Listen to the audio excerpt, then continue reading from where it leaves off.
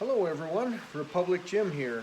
I'm out in the big metal drum during a bit of a storm, so hopefully it won't be too noisy. But just getting ready for another deadlift session.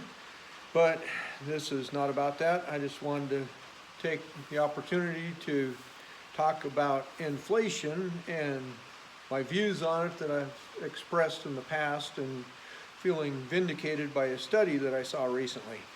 So first off, I want to refer to a video that I made back in 2021, and I'm going to just read off my notes so that I don't get things incorrect. So the video in question I will link to down in the description. It was called Inflation and Food Shortages in an Energy Crisis. Oh my. And I uploaded that on October 18th of 2021. First off, I had this quote: "I avoid politics for the most part, but honestly our current situation is the direct result of total harebrained policy of the current regime.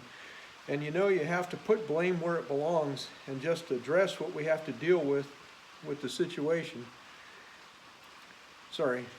Address what we have to do to deal with the situation. Now, the people that are supposedly in charge and are making policy decisions that affect us all, honestly, they're like a bunch of 5-year-olds on meth or something.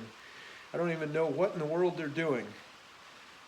And now, well over 2 years after that, almost 3 years later, I still stand by that statement. I think they're still acting like a bunch of 5-year-olds on meth. I went on another section in that video.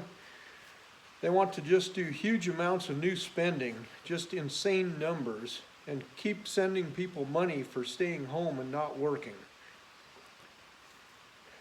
We could be facing hyperinflation just because we have a government that thinks it's a great idea to just keep printing money by the billions and trillions and just pumping it into the economy, and seem to have no grasp of the idea that that devalues our currency and reduces our buying power. So I said that back when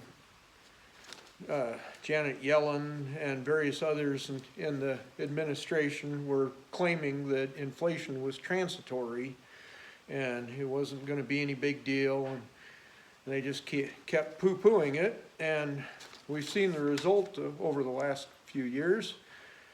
And I thought that was a pretty simple concept that a lot of people should still understand, that if you print and distribute huge amounts of money, then it just makes every other dollar in circulation less valuable. I mean, to me, it'd be no different than, like, say, suddenly somebody invented a technology that was extremely simple and affordable, where you could turn common rocks into gold. And, you know, people all over the world suddenly started doing that at home, just turning rocks into gold. It wouldn't make everybody suddenly wealthy. It would just make it to where the gold was worthless because everybody has it and there's no demand for it then.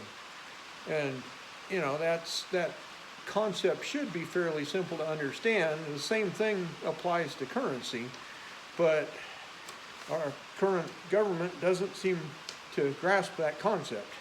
But of course, I have no formal education in economics or any other major sciences or anything, and so, you know, who listens to my opinion?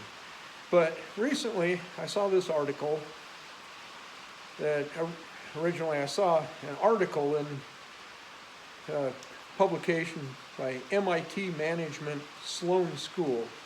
So, you know, this study was not done by MIT, but one of the main authors of it is a lecturer at MIT, and so they wrote this article about it.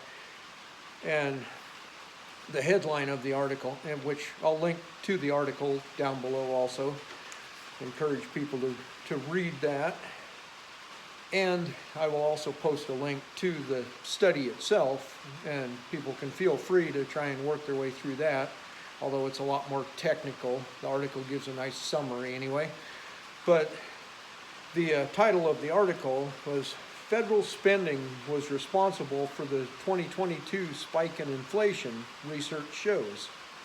So obviously that caught my attention because it totally backed up what I'd been saying all along and what the government was denying. So then I read the article, and it definitely made a lot of sense.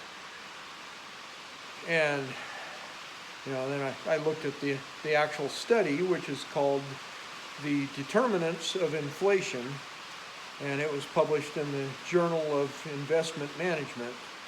And one key quote from that article in the conclusion was, "Our analysis revealed that spending by the federal government stands out as the most important determinant of the recent spike in inflation." And just to really drive that point home, I'm going to put a chart up here and leave it on the screen for a moment so you can check it out. This chart's actually from the article in the MIT publication because it's a little bit clearer and easier to see than the data in the study. But you can clearly see that almost 42% of all inflation was attributed to government spending, and of course other factors to a much lesser extent. But it just really shows just what a dramatic effect it has when the government just is printing money and borrowing money and just throwing it around at everybody for no particular reason, just to stimulate the economy. And take a look at that study and the conclusions, and make up your own mind of what you think about the current situation and their budget proposals and the way they want to continue to hand out money and take taxpayer money and give it to first-time home buyers for down payments and all these other crazy proposals where they're just handing it away and like it just magically comes out of nowhere and has no effect on the economy. But this very conclusively shows otherwise.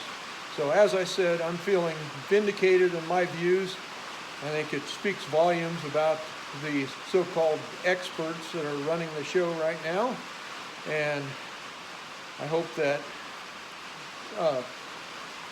is useful information to others as well. This has been Republic Jim. I'll talk to you later.